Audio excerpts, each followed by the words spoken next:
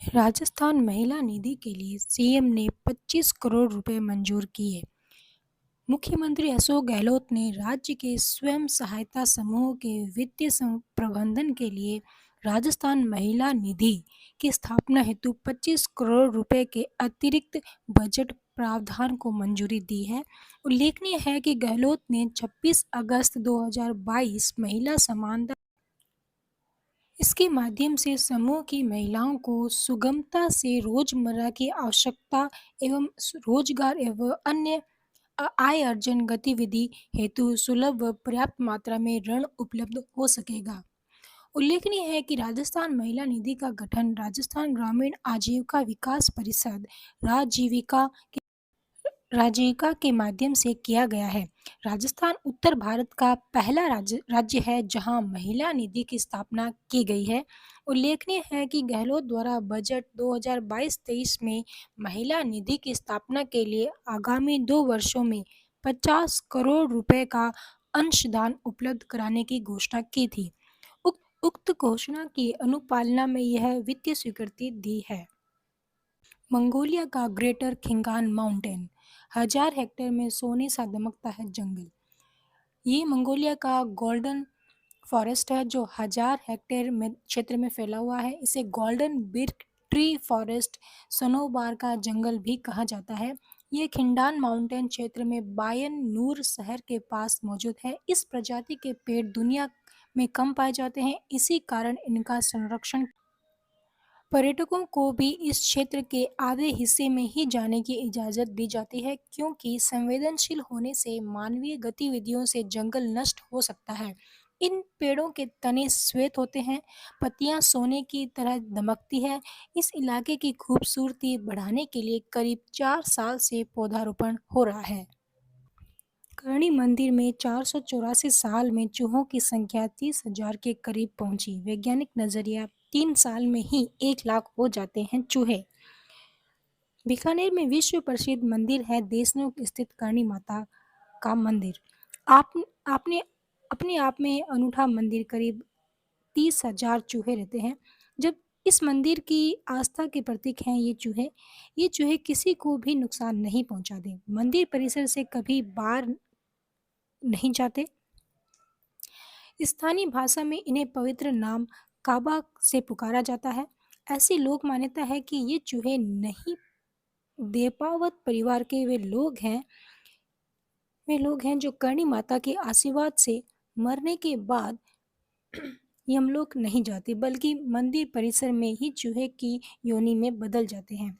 यही कारण है कि करणी माता के संवत 1595 में देह त्याग करने के इन 484 सालों में अब तक इन चूहों की संख्या 30,000 से अधिक नहीं पहुंची है। वैज्ञानिक नजरिए से इस पर गौर किया जाए तो चूहे सर्वाधिक बच्चे पैदा करते हैं।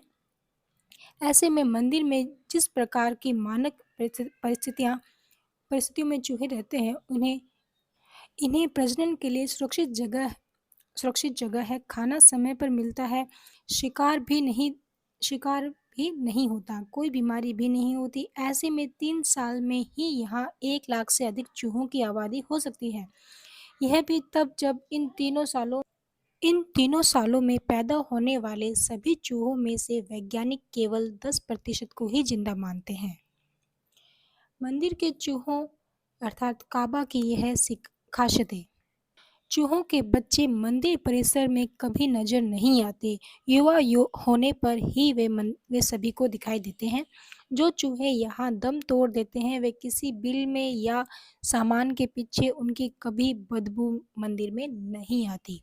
इनके द्वारा खाए गए प्रसाद को लोग ग्रहण करते आए हैं। आज तक किसी को भी इनसे नुकसान नहीं हुआ। प्लेग जैसी महामारी के दौरान भी ये चूहे सुरक्षित रहे। मंदिर परिसर से कभी भी एक चूहा बाहर नहीं जाता।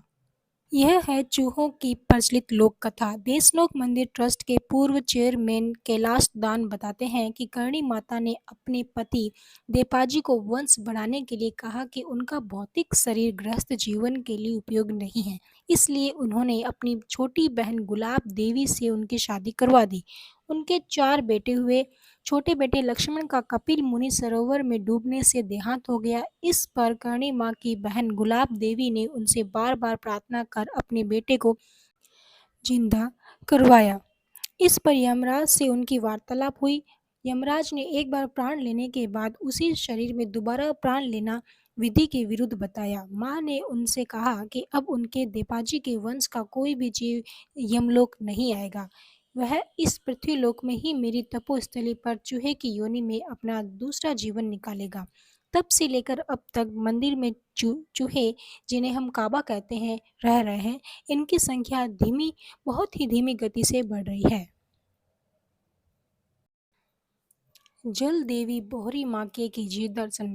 भीलवाड़ा, एक ही पत्थर पर स्थापित 9 देवियां करती है धन धान्य की वर्षा। शक्ति स्वरूप देवियों के दर्शन अब तक पहाड़ों पर ही होते रहे हैं, क्योंकि करीब करीब इनके मंदिर पहाड़ों पर ही होते हैं।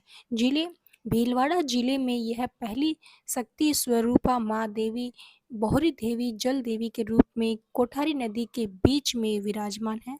मंदिर में बोहरी माता मंदिर की मूर्ति के साथ साथ एक ही पत्थर पर एक साथ 9 देवियों की मूर्तियां हैं। पुजारी सांवरलाल गुर्जर ने बताया कि इन्हें बोहरी माता इसलिए कहा जाता है क्योंकि यहाँ पर श्रद्धालु माँ से धन की कामना के लिए आशीर्वाद लेने आते हैं। पहले यहाँ नाव से जाना पड़ता था, लेकिन अब एक छोटा सा कच्चा रास्ता बनाया है। यहाँ शक्ति के दर्शन के साथ साथ अब मंदिर समिति ने इस जगह को पर्यटन के रूप में विकसित करने का काम किया जा रहा है। यहाँ आने वाले श्रद्धालु माता की पूजा अर्चना और दर्शन के साथ जल विहार का भी जल्द आनंद उठा सकेंगे। इसके लिए मोटर बोट की मंगाई जा रही है। 10 साल का इंतजार होगा पूरा, नाथद्वारा में बनेगा रिकॉर्ड। विश्व की सबसे ऊंची 351 फीट की शिव प्रतिमा के लोकार्पण की तैयारियां शुरू। 9 दिवसीय राम कथा 29 से संत मुरारी बापू करेंगे वाचन। दुनिया की सबसे ऊंची 351 फीट की शिव प्रतिमा नाथद्वारा में बनकर तैयार है। प्रतिमा का उद्घाटन और 9 दिवसीय राम कथा का आयोजन होने जा रहा है। इसे लेकर तैयारियां जोरों शोरों से चल रही है। संत मुरारी बापू 9 दिवसीय राम कथा का श्रवण भक्तों को करवाएंगे। कथा में प्रतिदिन 1 लाख के